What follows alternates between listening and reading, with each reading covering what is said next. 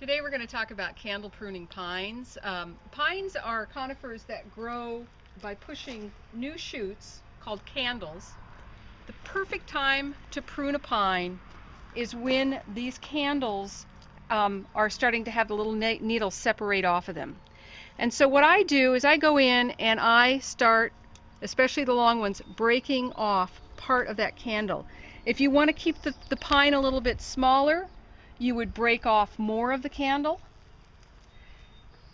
If you want to have it get a little bit bigger, you can break off less of the candle. But by breaking these candles like this, next year you'll get branching there, and so you'll have a denser, more compact plant. It's very sticky, so I do advise wearing gloves when you do this. If you want, you can use a pruners instead to cut it, and you'll have to go clean your pruners afterwards. One thing I like to do is be a little bit irregular on how I cut them. So I'll cut some of them long and leave some of them a little bit shorter. And by doing it that way, I get a more irregular look.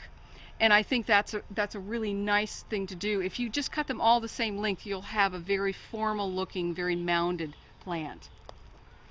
This is a Japanese white pine. It's a dwarf cultivar.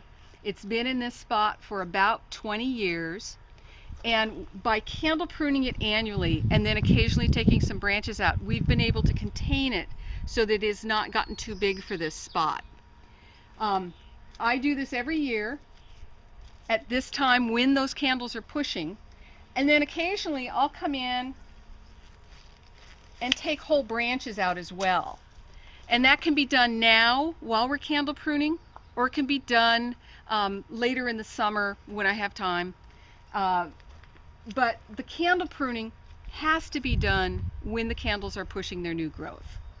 If you do this for your pines on an annual basis, you can maintain them in a space for a long time and kind of control their growth. And you can see how we've ended up having a very nice layered look on this pine. And that has come from the candle pruning plus occasionally taking branches out.